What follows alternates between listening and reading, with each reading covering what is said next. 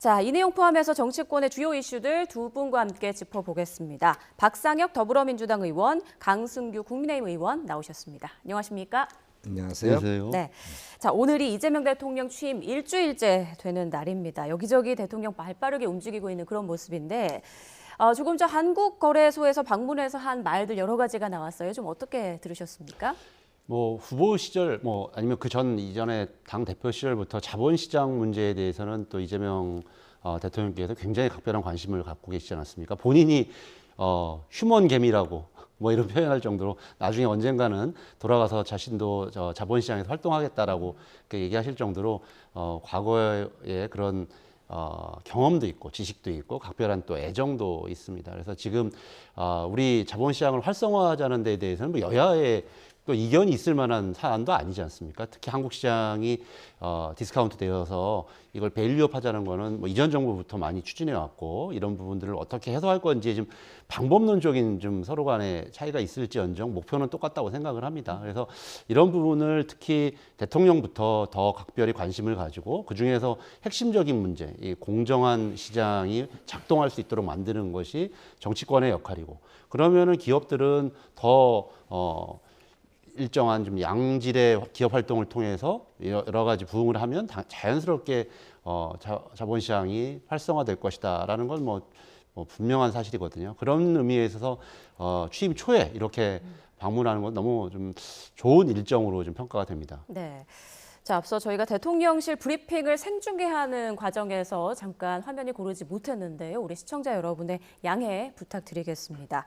자, 박 의원님께도 좀 여쭤볼게요. 지금 주식시장을 보면 허니문 랠리를 이어가고 있고 이재명 대통령도 주식시장 활성화에 대해서 또 여러 대책을 마련하고 있는 그런 상황이라고 하는데 이런 행보에 대해서 어떻게 생각하시는지?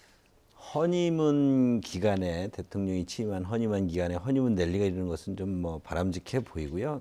자본시장에서도 그만큼 기대가 있었다고 보여지는데 중요한 것은 이런 부분들이 지속 가능해야 되지 않겠습니까? 지속 가능하려면 자본시장과 현물시장이 조응을 해야 되고 자본시장이 활성화되려면 우리나라 여러 가지 경제 정책이라든 현물 시장에 대한 다양한 정책들이 시장 우선주의해야 되지 않겠습니까? 그것이 과도하게 국가가 개입하거나 규제를 해서 시장을 왜곡한다면 그 시장은 어느 순간에는 반짝할 수도 있지만 그렇지 지속되지 못할 것이다 이렇게 보기 때문에 이재명 정부에서 그동안 공약한 내용을 보면 자본시장은 활성화하겠다는 공약을 많이 있지만 현물시장에서 기업들의 활동을 규제하고 또 억압할 수 있는 여러 가지 우려스러운 정책들이 있기 때문에 이런 부분 등이 좀 자본시장 활성화와 또 현물시장이 조응을 해서 이렇게 갈 수 있도록 이재명 정부의 정책이 이런 일관성이 있었으면 좋겠다는 생각이 듭니다. 네. 그리고 오늘부터는 이제 여야가 바뀌어서 그런지 박 의원은 저쪽에 있고. 네, 맞습니다. 자리가 바뀌었습니다. 네.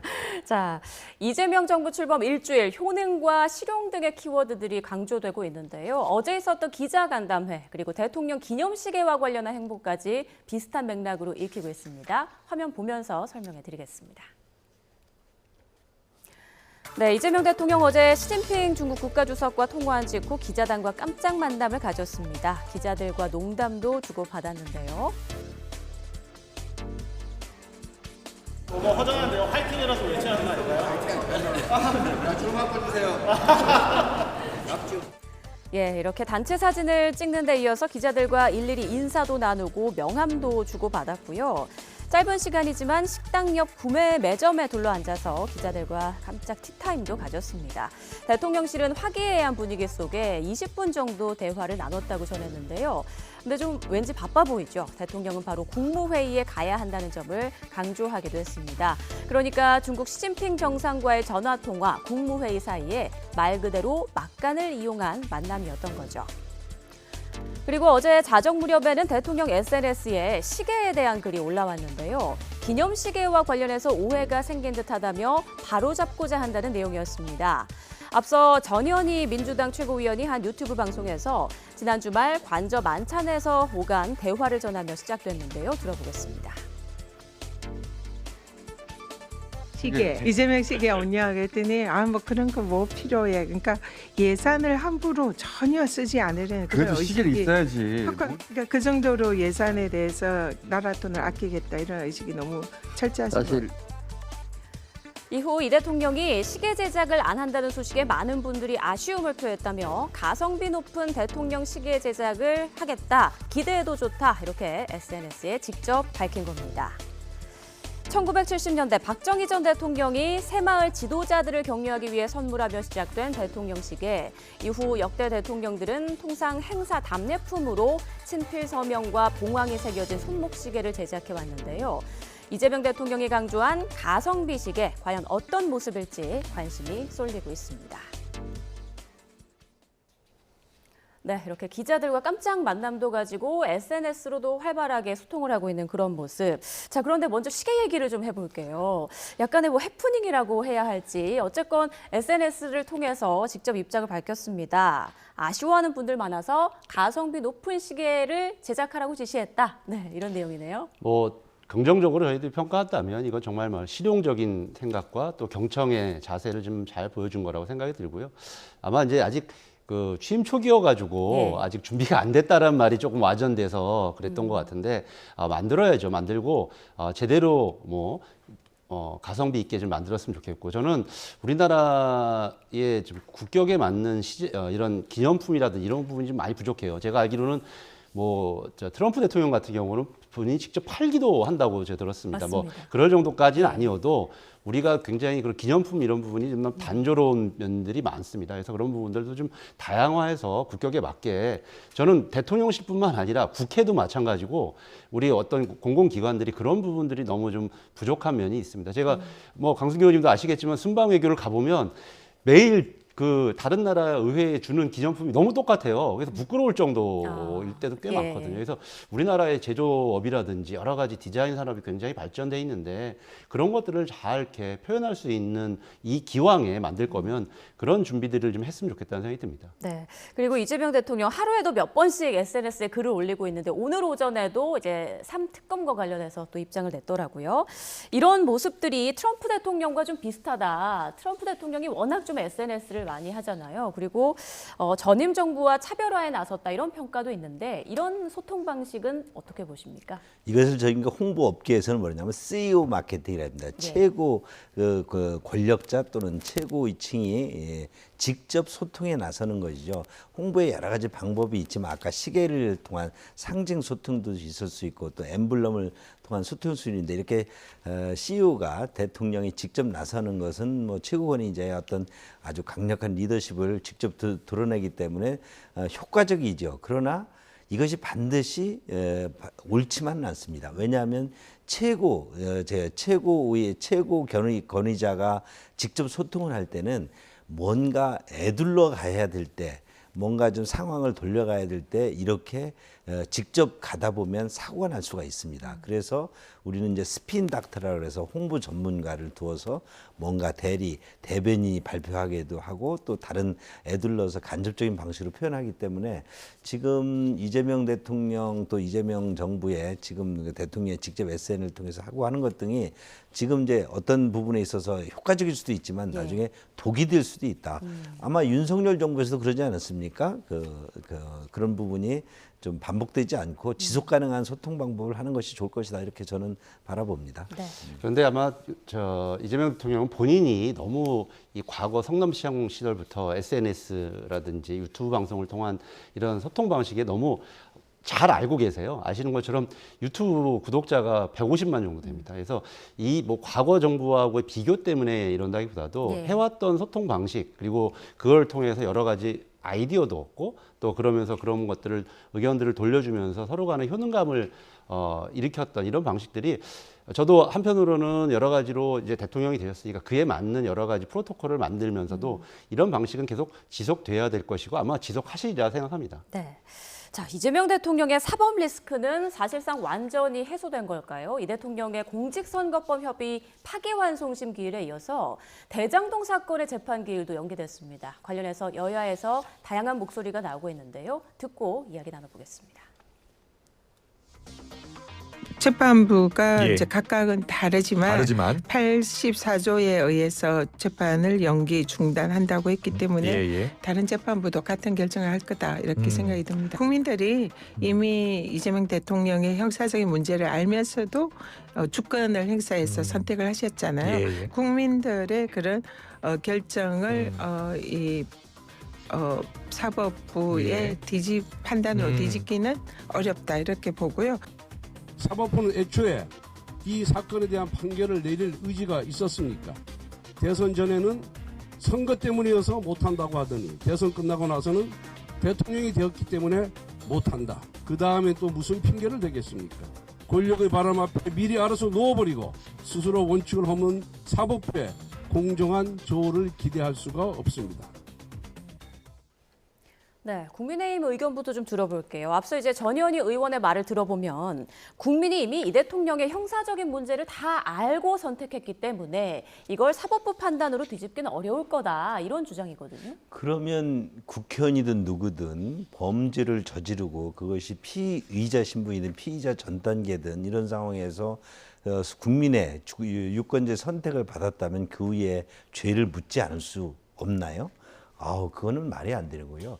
사법부를 저희가 독립을 시키는 것은 법원이 어떤 행정이나 입법 단계에서 여러 가지 상황이 발생했다더라도 최종적으로 이에 대한 우리는 모든 헌법과 법의 가치에 따라서 우리가 서로 그 질서를 유지하기로 계약을 맺은 것이기 때문에 사법부의 독립은 그래서 지켜지는 것인데 이번 경우는 사법부가 법원이 스스로 법원의 독립성을 포기한 것이고요. 그 행정부의 막강한 입법과 행정을 장악한 이재명 정부의 스스로 백기를 들은 것이기 때문에 참으로 수십 년의 우리 삼권 분립 역사에서 치욕의 역사라고 할 수밖에 없고요. 이런 부분 등은 2017년에 홍준표 그 당시 대통령 후보가 그 피의자 신분 어떤 피의 사실 등으로 나중에 대통령이 되면 뭐 법원의 재판을 받을 것이냐 할 때 당연히 받아야 된다라고 민주당에서 주장했던 바에 스스로 역행한 것이고 법원이 이런 민주당의 어떤 위협에 대해서 스스로 굴복한 것이다. 이것은 치욕으로 남을 것이고 앞으로 이 부분은 어찌 됐든 국민들이 다 지켜보고 있기 때문에 지금 많은 부분에 있어서 숨을 죽이고 있지만 그 멈춰 섰을 뿐이지 이 부분은 언제든지 다시 드러난다. 저는 그렇게 봅니다. 네, 국민의힘의 비판의 목소리 들어봤는데 어떻습니까? 사실상 이재명 대통령의 사법 리스크가 완전히 해소됐다 이렇게 민주당은 보고 있습니까?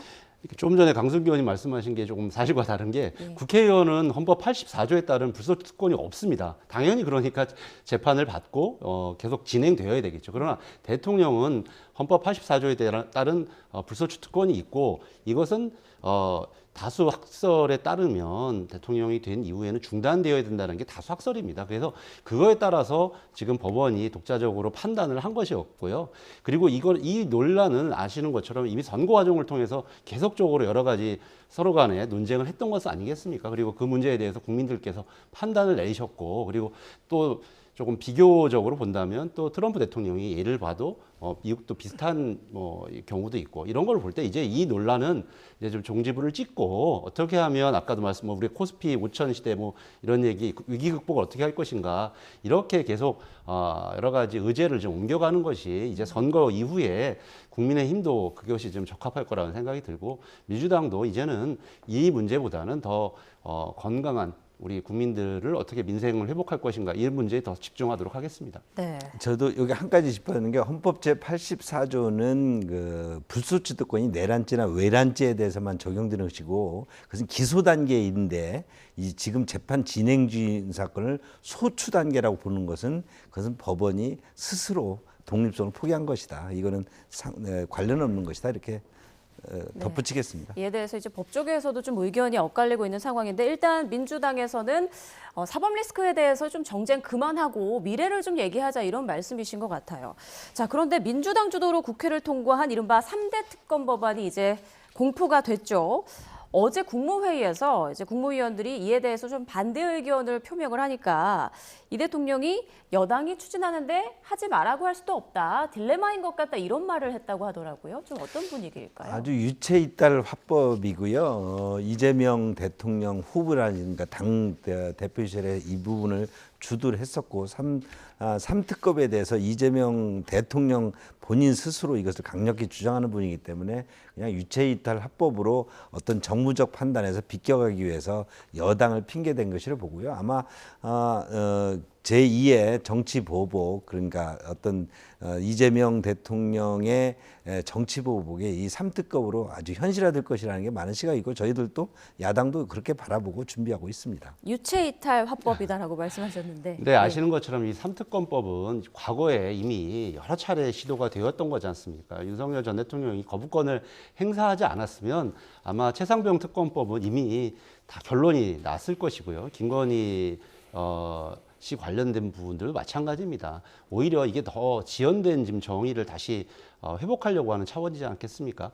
그리고 지금 강성기 의원님 말씀하신 것처럼 또는 국민의힘에서 주장하는 것처럼 이거를 정치 보복으로 이용하려고 한다면 과거처럼 그냥 검찰 특수본 만들어가지고 여러 가지 뭐 지시하고 또는 뭐 이렇게 사실상의 수사를 지시하면서 이렇게 하면 되지 오히려 특검을 통해서 독립적으로 할 이유도 없고 오히려 아무리 규모가 크더라도 특검은 특검일 뿐입니다. 그리고 수사 대상도 한정적일 수밖에 없고 시간도 명확하게 정해져 있지 않습니까? 그래서 저희도 이런 부분을 오늘 박지원 의원도 그런 얘기 하셨는데 환부를 정확히 도려내는 특검 그리고 지연된 정의를 찾는 이런 특검으로 이번 특검의 성격이 규정되어 있다 이렇게 좀 평가하고 싶습니다. 네, 어쨌든 정치권이 이제 빠르게 특검 정국으로 전환될 것으로 보이는데요. 또 관련한 여야 정치권의 목소리 들어보시죠. 준비는 다 돼 있습니다.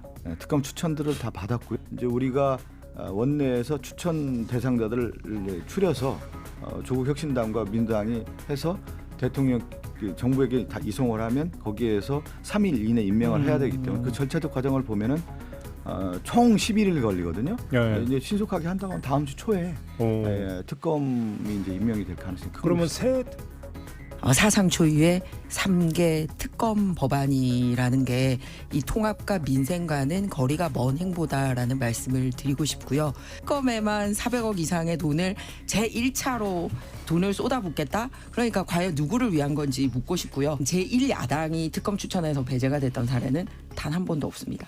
별건 수사, 인지 수사할 수 있는 조항을 넣었던 부분도 상당히 문제가 되고 있습니다. 네, 일단 민주당에서는 이제 다음 주 초 특검이 임명될 가능성이 크다면서 속전속결을 예고한 상황인데 국민의힘에서는 세금 낭비다 이 내용을 좀 많이 이야기를 하는 것 같더라고요.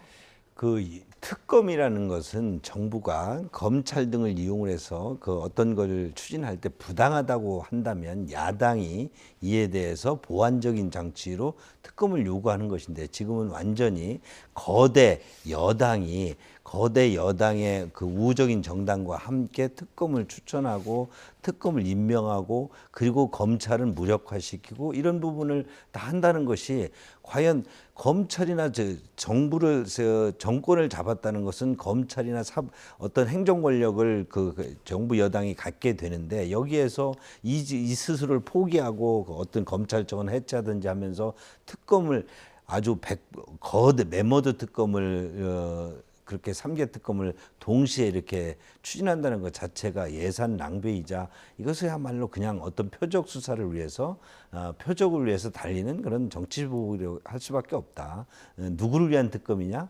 국민을 위한 특검이 아니라 어떤 정치 집단을 위한 특검이다. 이렇게 볼 수밖에 없는 거죠. 예, 국민의힘의 비판 속에도 범여권은 특검 후보군을 추리는 작업에 돌입을 했는데요. 지금 하마평에 오르는 인물들이 있더라고요. 좀 소개를 해주실까요? 뭐 언론에는 저도 봤습니다만 예.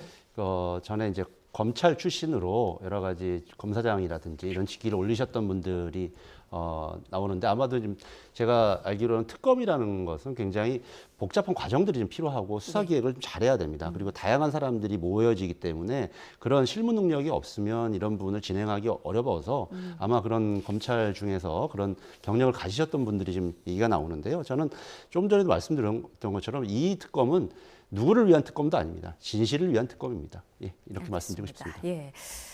자, 이런 가운데 홍준표 전 대구시장이 또 온라인에 글을 올렸습니다. 국민의힘을 향해서 한 말인데 특검 이후에 이재명 정권이 정당 해산 절차에 들어갈 테니 각자 도생할 준비들이나 해라. 이런 취지의 내용입니다. 어떻게 들으셨어요? 어떻게 보셨어요? 뭐 저는 뭐 홍준표 선배 정치인인데 뭐 그렇게 어떤 공방을 해본 적도 없지만 오늘 제가 그 보도를 보고 이런 생각이 들었습니다. 구화지문이다. 모든 것이 모든 화가 입에서 나온다는 건데 홍준표 전 대구시장님 그 우리 당의 대통령 후보였고 대표도 지냈고 대통령 후보도 뭐 두세 차례 하지 않았습니까? 본인이 실패한 그 정당 선거 그리고 그 정당에 대해서 저렇게 독설을 품는 것이 과연 국민들에게 호응을 얻을 수 있는 건지 앞으로 홍 시장께서 앞으로 정치 행보를 어떤 행보를 또 하실지 모르겠는데 국민들이 어떻게 평가할지 한번 지켜볼 일입니다. 네. 자, 이렇게 일각에서 나오는 위헌정당 해산 우려에 대해서 민주당은 어떤 입장을 가지고 있는지 이야기 잠깐 들어보겠습니다. 야당을 탄압하기 위한 기재로서 특검을 사용하지 않는다. 그건 저는 명확하다고 봐요. 비상계엄의 최고 우두머리였던 윤석열 대통령과 그 같이 공모하여 비상계엄을 했고 그다음에 불법적인 형태로 국회를 그 막았고 체포하기 위한 이런 분들에 관한 그 집행을 했던 사실 관계자들을 하는 거지 그것을 뛰어넘는 형태로 저는 가지 않을 것이다 그렇게 보고 있습니다. 알겠습니다. 네, 앞서 박 의원님도 좀 비슷한 말씀 해주셨어요. 야당을 탄압하기 위한 특검은 아니다. 그런데 민주당 박홍근 의원이 SNS에 올린 내용을 보면 국회가 정당법 개정안을 통과시켜서 국민의힘 해산에 나서야 되지 않겠냐 이런 내용을 올렸거든요. 지금 민주당 내부 분위기나 의견들은 어떻습니까? 뭐 그건 박홍근 의원님 개인적인 전 의견이라고 생각을 합니다. 그리고 조금 더 어떤 분들은 이거보다 더 좀 격한 반응이라든지 격한 생각을 가지신 분들도 있겠죠. 그러나 이와 관련돼서 당에서 한 번도 공식적인 논의를 하거나 오히려 조금 전에 말씀드렸던 것처럼 또 대통령께서도 선거 과정에서도 얘기했던 게 정치 보복이라든지 이런 부분이 아니지 않냐. 진실을 위한 특검이고 또 지연된 정의를 바로 잡자라는 취지라고 한다면 전 오히려 홍준표 전 시장이 이렇게 이 논란을 만들면서 민주당보다 더 밖에서 또는 국민의힘에 있는 뭐 지금 탈당을 하셨는지 모르겠습니다만 오히려 논란을 더 만들고 있는 건 아닐까라는 생각이 듭니다. 아마 두 번의 대통령 선거 과정, 지난번에 윤석열 전 대통령한테 패할 때 그 뭐 당심에서 패했고 이번에서도 여러 가지 뭐 후보 단일화 문제에서 있었던 여러 가지 서운함이 결국 당에 화살을 돌리고 있는 모습으로 보여집니다. 네, 실제로 국민의힘 분위기는 어떻습니까? 이런 정당 해산이라든지 특검 출범과 관련해서 좀 불안해하는 그런 분위기들이 있나요? 불안하기보다는요. 이재명 정부가 그동안 보였던 여러 가지 그 겉과 속이 다른 모습을 볼 때 어떤 형태로 우리 야당을 탄압하고 특검이라든지 정당 해산이라 이런 부분 등을 어떤 형태로 모습을 드러낼지 뭐 지켜보는 입장이고요. 불안할 필요는 없습니다. 저희가 내란 동주당도 아니고요. 또 특검에서 뭔가 지금 민주당이 혹시도 정치 보복을 한다고 생각하고 있다면 그런 보복이 국민들에게 실제 어떻게 보여질지를 국민이 판단할 것이기 때문에 저희는 지켜보고 있습니다. 지금은 이재명 정부의 시간입니다. 알겠습니다. 자, 이재명 대통령 또 어제 주요 부처를 중심으로 6명의 차관급 인사를 단행했는데 아무래도 뭐 국무총리의 제청이나 국회 인사청문회 필요가 없다 보니까 일단 차관급부터 먼저 좀 발표를 한 것 같아요. 이게 이제 인수위가 없이 출범한 정부의 뭐 어떻게 보면 한계일 수도 있고 지금 현재로서 할 수 있는 대응이겠죠. 저도 그래서 정부 선거가 들어가기 전에도 저희가 과거에도 뭐 청와대에서도 이런 일을 했기 때문에 그런 부분을 주문한 적이 있습니다. 지금은 빨리 발빠르게 여러 가지 민생 회복 조치들, 경제적인 여러 가지 어려움들이 있기 때문에 이런 얘기를 하려면 결국 공무원들이 관료들이 좀 일을 해줘야 되거든요. 왜냐하면 또 장관들은 총리가 끝나거나 총리의 인준이 있고 나서 제청을 받아가지고 해야 되기 때문에 상당한 시간이 필요합니다. 그분들도 또 인사청문회를 해야 되기 때문에 지금 그래서 차관들을 통해서 이렇게 지금 여러 가지 정부에서 지금 필요로 하는 일들을 하는데 대부분 저도 봤더니 대부분 다 전직 공무원들 출신이세요. 예. 그래서 아마 그런 부분에 있어서 정통성이라든지 또는 전문성이 있는 분들이 잘 해내실 수 있지 않을까. 특히 이제 통상교섭본부장 같은 경우는 과거에도 했던 분이시거든요. 지금 특히 통상 문제가 미국하고 굉장히 중요하지 않겠습니까? 관세 문제라든지 이런 부분들 관련해서 경험 있는 사람을 다시 그 자리에 앉힘으로써 이런 부분들 빠르게 대응하겠다라는 그런 의지로 보여집니다. 네, 그러니까 능력이 검증된 사람을 뽑는 어떻게 보면 이재명 대통령의 인사 스타일이다 이런 분석도 나오던데 지금까지 이렇게 인사 발표들 보면 어떻습니까? 어떻게 평가하세요? 일단 저는 제가 국회 산자 중위에 있습니다. 예. 그러니까 통상 문제라든지 산업 문제에 대해서 중요한 이제 어떤 초점을 좀 가지고 봤는데요. 1차관의 산업부 대변인이고 또 에너지 문제에 대해서 정통한 관료 출신 우리 문신학 차관이 등용이 되었습니다. 뭐 바람직하다고 보는데 다만 이분께서 문재인 대통령 시절에 탈원전 불법 탈원전을 좀 추진할 때 실무진이었었기 때문에 물론 그때 당시에 기소됐던 부분 등이 대법원에서 무죄가 되긴 했지만 지금 에너지 문제가 너무 중요하고 지금 AI 시대에 에너지 문제가 원자력에 의한 에너지 문제가 굉장히 중요한 시점에서 제대로 좀 접근해 주시기를 기대하고요. 또 통상교섭본부장의 또 여한구 본부장이 임명된 것도 정통 관료 출신으로서 한번 기대해 보겠다. 또 민주당 입장에서는 대미 통상 쪽에는 이분이 좀 전문가이기 때문에 기대를 해보고 있고 앞으로 잘 지켜보겠습니다. 외교부 같은 경우도 보니까 많은 분들이 뭐 한미 동맹 이런 거 걱정하는 분들도 많았잖아요. 근데 이번에 차관으로 보탠 분이 저 북미국 심의관하고 북미 이과장, 흔히 말하는 정통 그 북미국 라인이더라고요. 그래서 그런 부분들 관련되어서 미국과의 앞으로의 관계들 하는데 차관으로서 역할을 하겠다라는 그런 걸로도 좀 보여지더라고요. 네. 자, 그리고 앞서 이제 대통령실 브리핑에도 있었습니다만 국민 추천제 이제 첫날 무려 11,000건 넘는 11,324건의 추천이 이제 들어왔다고 합니다. 그런데 좀 기대와 우려가 엇갈리는 것 같아요. 두 분 의견부터 좀 듣고 싶은데 어떠십니까? 국민 추천제가 여러 분야에서 사람을 등용할 수 있는 장점은 있지만 자칫 인기 투표로 전락할 수도 있고 이에 대해서 정부가 어떤 인사 검증 절차를 통해서 그 추천제 인사를 활용하느냐의 어떤 여러 가지 기준이나 이런 것이 중요할 텐데 저도 이 부분도 좀 지켜볼 대목이다. 예. 과연 그 귀한 그러니까 어떤 본인의 능력이나 이런 것 등을 제대로 판단해서 써야 할 텐데 아무래도 국민추천제에서 다수의 의견으로 집단지성으로 뭔가 인사 문제도 접근할 수도 있겠지만 이 부분에 있어서 실제 아주 귀한 그 인재 등을 발굴하는데 소홀히 되고 인기투표 형식으로 전락하면 또 인사 등용에 있어서 여러 어려움이 있을 것이다. 저는 그렇게 진단해 봅니다. 네, 말씀하신 것과 더불어서 장 차관 인선이 또 예상보다 늦어지는 거 아니냐 이런 우려도 있던데 또 이준우 국민의힘 대변인은 한 언론과 통화에서 이렇게 말을 했어요. 김어준 방통위원장 만들기 아니냐 이 부분에 대해서 어떻게 생각하세요? 뭐 그건 제가 평가할 만한 건 아니고요. 네. 제가 이 부분에 좀 설명을 좀 드릴게요. 이게 처음 있는 일이 아닙니다. 과거 네. 문재인 정부 시절에도 초창기에 이렇게 추천제를 했었습니다. 그래서 제가 그때도 결과를 대략적으로 좀 기억이 나는데 이게 사고의 인재 폭을 넓힐 수 있는 좋은 방법입니다. 왜냐하면 인사를 추천하는 사람들이 아무리 우리가 신중하게 하더라도 하게 되다 보면 결국 소수의 사람들이 추천을 하거든요. 근데 우리나라에는 굉장히 많은 인재들이 있습니다. 이런 분들을 추천을 받고 또는 생각보다 자천도 많으세요. 그리고 아마 아까도 보니까 법무부 장관, 복지부 장관 이런 순위라고 할 텐데 제가 약간 뭐 결과를 모릅니다만 복지부 장관에 제일 많이 나온 분이 아마 정은경 전 질병관리청장이지 않을까 추측을 해봐요. 왜냐하면 그분이 가장 언론에 많이 나왔고 또 여러 가지로 검증되었다고 생각하기 때문에 사람들이 추천을 하는 겁니다. 결국 이렇게 인식의 폭을 넓혀서 우리가 인재를 찾는 데 필요한 거고요.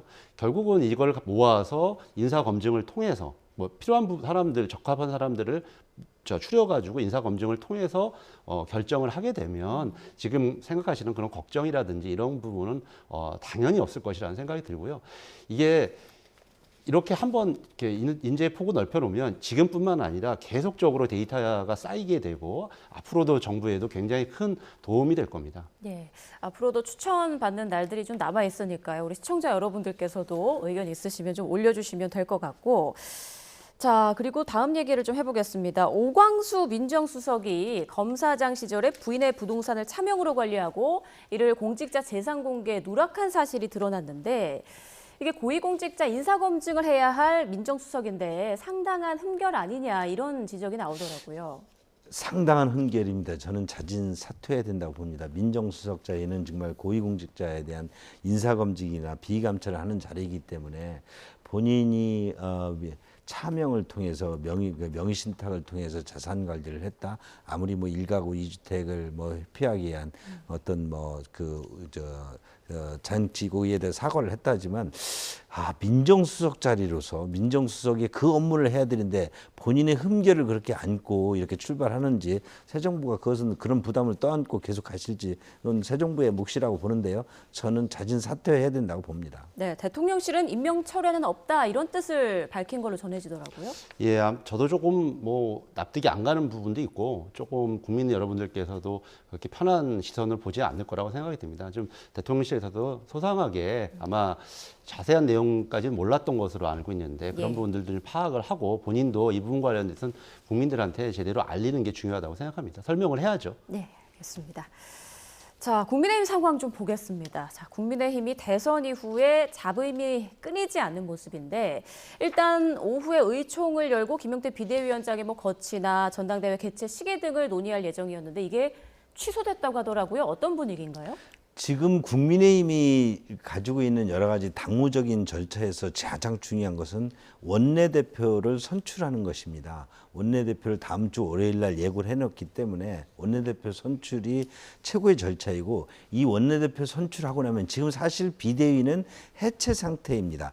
비대위원장이 임기는 전국위원회에서 6월 말까지 정해졌지만 비대위원들이 사실 다 사퇴를 했기 때문에 비대위가 의결 기능도 없고 아무런 사실상 해체 순입니다. 그렇다면 원내대표를 빨리 뽑아서 원내대표가 비대위원장 새로 선임할지 김용태 위원장을 또 계속 요청을 할지 아니면 바로 뭐 전당대회로 요청하고 권한대행을 원내대표가 겸할지 이런 부분 등은 정할 거기 때문에 지금 다시 김용태 위원장이 이에 대해서 뭔가 무슨 탄핵 반대를 당론을 취소한다든 이런 부분 등이 어떤 의결권도 없고 어떤 당의 어떤 절차적 규정도 없는 것이기 때문에 더 이상 의총을 여는 것이 무의미하다. 아까 제가 원내대표고 잠시 보았는데요. 예. 그런 측면에서 오늘 의총을 취소했고 이런 문제들은 새 원내대표에게 다 일임한 상태입니다. 그래서 내일도 의총은 없다고 이렇게 공지를 했습니다. 그러면 16일 원내대표 선거가 이제 치러지고 나서 새 원내대표가 새로운 비대위 체제를 또는 당 지도부 체제를 어떻게 할지 등을 결정을 하게 됩니다. 지금 국민의힘 상황을 민주당에서는 좀 어떻게 보고 있습니까? 근데 제가 어디 방송에서도 얘기한 바가 있는데 이게 대통령 선거 결과가 조금 본인들이 좀 아전인수격으로 해석하는 부분이 있습니다. 조금 40%가 넘었으니까 41%가 됐으니까 이 부분에서 좀 안주하는 측면이 저는 있다고 생각을 해요. 지금과 같은 경우는 과감하게 혁신을 하는 게 맞는 시기 아니겠습니까? 창조적 파괴를 해야 될 때가 아마 맞을 텐데 오히려 대선 결과를 가지고 그렇게 안주하다 보니까 이렇게 서로 간의 생각들이 좀 달라지는 게 아닐까. 제가 보기에는 좀 그런 생각이 들고요. 그래서 지금은 좀 과감하게 오히려 김용태 위원장이 얘기하는 그런 혁신안들도 한번 적극적으로 검토하고 또 당원들의 지혜를 받아볼 필요성도 있지 않나 생각이 듭니다. 네. 자, 말이 나온 김에 민주당 원내대표 선거 얘기도 좀 해볼게요. 지금 김병기, 서영교 의원, 자, 둘 중에 누가 되느냐 관심이 집중되고 있는데 김병기 의원의 그 아들이 그 국정원 취업 과정에서 좀 의혹이 있었다 이런 얘기들이 나오고 있지 않습니까? 이 부분이 원내대표 선거에 좀 영향이 있을 거라고 보세요? 저는 개인적인 생각으로는 별로 없을 것 같아요. 지금 12일, 13일 당원 투표가 있고 13일 날 우리 의원들이 투표를 하는데 예. 지금 이번에 처음으로 당원들의 지혜와 의사가 반영이 됩니다. 20% 정도 반영이 되는데 뭐 여러 가지 그간의 이 김병기 의원 문제고 관련된 문제들은 좀 논란이 된 적도 저는 있었고 그 부분 관련돼서는 이미 여러 차례 자세하게 해명을 한 부분이 있기 때문에 이런 부분 관련되어 가지고는 오히려 큰 영향은 좀 없지 않을까 싶고 두 사람 다 뭐 이분은 한쪽에서 공직을 했던 분이고 또 서영교 의원 같은 경우는 당에서 또 성장하신 분이어서 누가 되더라도 지금의 이재명 정부의 성공에 큰 버팀목이 될 거라는 생각이 들고 그래서 결과를 좀 장담하기 어려울 것 같습니다. 네, 그럼 반대로 좀 국민의힘 의견도 들어볼게요. 김병주 의원의 아들 문제에 대해서 우리 사회는 그런 아들, 자녀, 특혜청 이런 데서 굉장히 민감하게 바라보는데 우리 이제 민주당 내부에서 이런 부분을 어떻게 국민의 어떤 인식 등을 감안해서 어떻게 평가할지 저희도 지켜보는 입장이고요. 또 서영교 의원 역시 뭐 딸의 어떤 국회 인턴 채용이라든지 오빠의 공기업 이런 부분으로 이제 시비가 걸렸던 적이 있어서 한 분은 소위 말하는 어떤 공직자 출신이고 한 분은 또 정치적인 그런데 우리 서영교 의원도 그렇고 굉장히 그 캐릭터가 강한 분이고 김병주 의원은 또 국정원이라는 또 그곳에서 있었고 그래서 저희들도 민주당이 새 원내대표 이재명 정부의 새 원내대표 사령탑을 누가 어떤 모습으로 여야 협상을 담당할지도 지켜보고 있습니다. 알겠습니다. 자, 두 분 말씀은 여기까지 듣겠습니다. 박상혁 더불어민주당 의원, 강승규 국민의힘 의원과 함께했습니다. 고맙습니다.